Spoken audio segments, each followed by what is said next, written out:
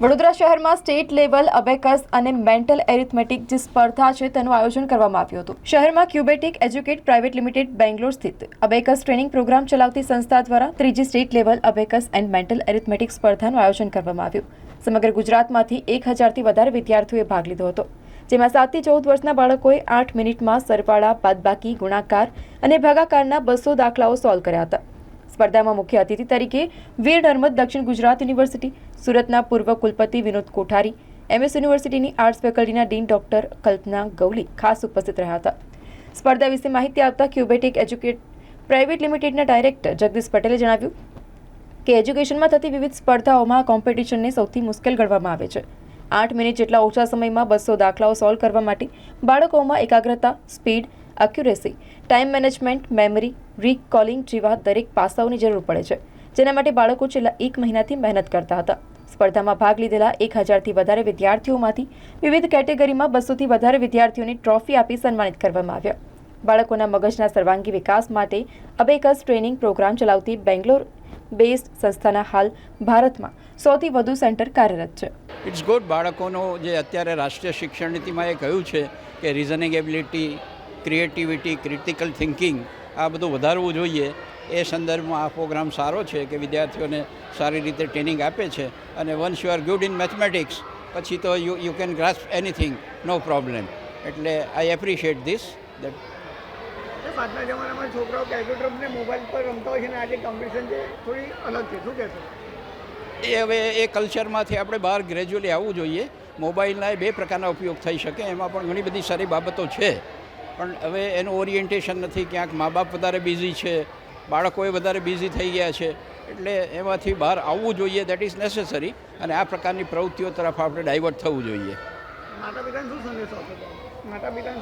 માતા પિતાને સંદેશો કે બાળકનો જે પ્રકારનો એટીટ્યૂડ અને એપ્ટિટ્યૂડ હોય ને ત્યાં જ એમને જવું જોઈએ. એને પરાણે બીજે કોઈ જગ્યાએ ધકેલવા ના જોઈએ. અત્યારે ગુજરાતની અંદર પણ એવા એપ્ટિટ્યૂડ માપવાના જે ટેસ્ટ છે એ નથી થતા. બાળકનો એપ્ટિટ્યૂડ ક્યાં છે, એનો ઇન્ટરેસ્ટ ક્યાં છે એ જોવું જોઈએ. એટલે મા બાપને એટલો જ સંદેશો કે બીજે ક્યાંક ધકેલી ન દેવા, પણ એપ્ટિટ્યૂડ અને એટીટ્યૂડ જોવું. મારું નામ રમેશ કોઠારી, પૂર્વ કુલપતિ, વીર નર્મદ દક્ષિણ ગુજરાત યુનિવર્સિટી, સુરત. મને લાગે છે કે આ ટાઈપનું જે કોમ્પિટિશન છે એ બાળકો માટે ખૂબ જ જરૂરી છે અને વિકસિત ભારતની જે સંકલ્પના લઈને અત્યારે જે આપણું ભારત આગળ વધી રહ્યું છે એમાં સૌના હાથમાં મોબાઈલ હોય છે અને મોબાઈલ વગર, કેલ્ક્યુલેટર વગર આ ગણિતને લઈને જો ડર છોકરાઓમાં હોય છે એ ડર હવે દૂર થશે એવું લાગે છે. પણ એના માટે જાગૃતતા અને આ કોમ્પિટિશનના માધ્યમથી હું કહું છું કે વધારે ને વધારે વાલીઓ આવા આપણા પોતાના છોકરાઓને તૈયાર કરે અને આમાં મોકલે. અને મને લાગે છે કે આ સ્પર્ધા એક ખૂબ સારી રીતે ભારતને પ્રેઝન્ટ કરશે અને એક શિક્ષાથી જે આગળ વધનારું ભારત છે, જે ગુરુ શિષ્યની પરંપરાવાળું છે, તો એ લગભગ શરૂ થઈ જશે આના માધ્યમથી. છોકરાઓનું ગણિત કાચું હોય છે, એના માટે મતલબ તમારા કયા પ્રયાસો છે આ સંદર્ભે? ગણિત ઓલવેઝ આપણે એક વિચારીએ કે ડરતા હોય છે. પહેલાં તો વિદ્યાર્થીઓને મનમાંથી ડર કાઢવાનો છે. ગણિત કોઈ ડરાવનું નથી. એની સાથે લોજિકલી જે રીતે ગણિતને શીખવાડવામાં આવે છે આ મને લાગે છે કે આના માધ્યમથી થઈ શકે છે. તમારો પરિચય? પ્રોફેસર કલ્પના ગૌલી, કઈ university? Faculty of arts, dean faculty of. આ કોમ્પિટિશન ક્યુબેટિક એજ્યુટેક પ્રાઇવેટ લિમિટેડ દ્વારા ગુજરાતની સ્ટેટ લેવલ કોમ્પિટિશનનું આયોજન હતું. આ કોમ્પિટિશન્સનો પર્પઝ એ હતો કે બાળકને એક એવું મોટું પ્લેટફોર્મ આપવું કે જેને લઈને એનો કોન્ફિડન્સ ગ્રો થાય. બેઝિકલી વોટ વી એક્સપિરિયન્સ, અમે લોકોએ જે અનુભવ્યું છે એ મુજબ કે બાળકને મેક્સિમમ જે સ્ટડીની અંદર જે પ્રોબ્લેમ્સ થઈ રહ્યા છે it is due to the confidence. Okay, અને મેથ્સ એનો રૂટ કોઝ હોય છે, રાઈટ? તો અહીંયા આગળ કોમ્પિટિશનમાં જો તમે જોયું હોય તો બાળકો 8 મિનિટમાં 200 દાખલાઓ ગણે છે. એકચ્યુઅલી આ એજની અંદર 8 મિનિટની અંદર 200 દાખલા ગણવાની કોઈ જરૂર નથી, પણ આપણે એને ફ્યુચર માટે રેડી કરી રહ્યા છે. જે રીતે આજે એક ટ્રેન્ડ ચાલી રહ્યો છે કે ભાઈ નીટ અને JEE, રાઈટ? તો NEET and JEE it is not only about knowledge, but it is all about speed, accuracy and time management as well. પણ એની પ્રિપરેશન ક્યારે કરશું?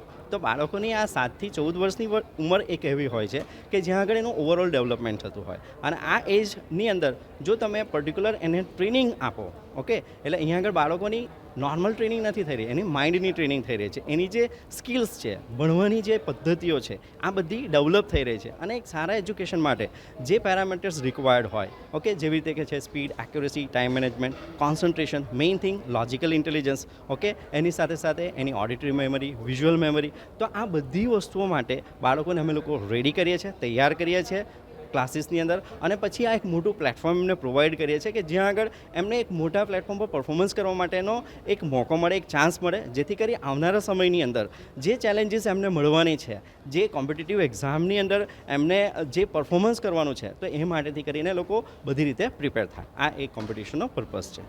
કેટલા બાળકો આવે છે આ કોમ્પિટિશનમાં અને કયા વિસ્તારમાંથી મોસ્ટલી આવે છે?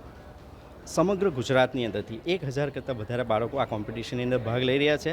અને લગભગ સાઉથ ગુજરાતથી લઈને નોર્થ ગુજરાત અને સેન્ટ્રલ ગુજરાતના એવા કોઈ પણ સિટી બાકી નથી, કોઈ પણ એરિયા બાકી નથી કે જ્યાં આગળથી આ બાળકો ના આવ્યા હોય.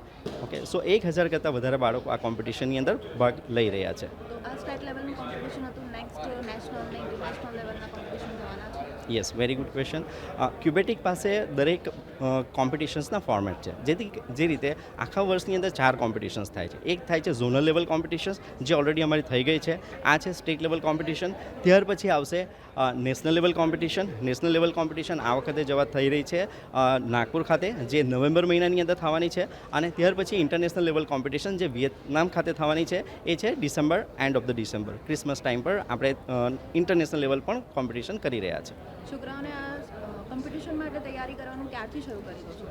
હા, હવે આ કોમ્પિટિશન્સ તમે જોયું હશે 8 જ મિનિટની છે, પણ આ 8 મિનિટની કોમ્પિટિશનનું પ્રિપરેશન્સ બાળકો છેલ્લા 2 મહિનાથી કરી રહ્યા છે. ઘણીવાર આપણને એવું થાય કે 8 મિનિટની કોમ્પિટિશન માટે 2 મહિનાનો ટાઈમ પિરિયડ.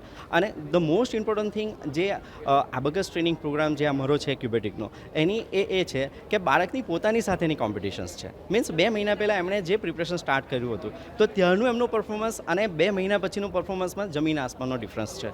ઓકે, અને આ એક એવી પ્લેટફોર્મ છે કે જેની અંદર બાળક પોતાની જ બિલીફ સિસ્ટમ પોતે બ્રેક કરે છે અને આવનારી ચેલેન્જની અંદર પોતે પોતાની રીતે રેડી થાય છે.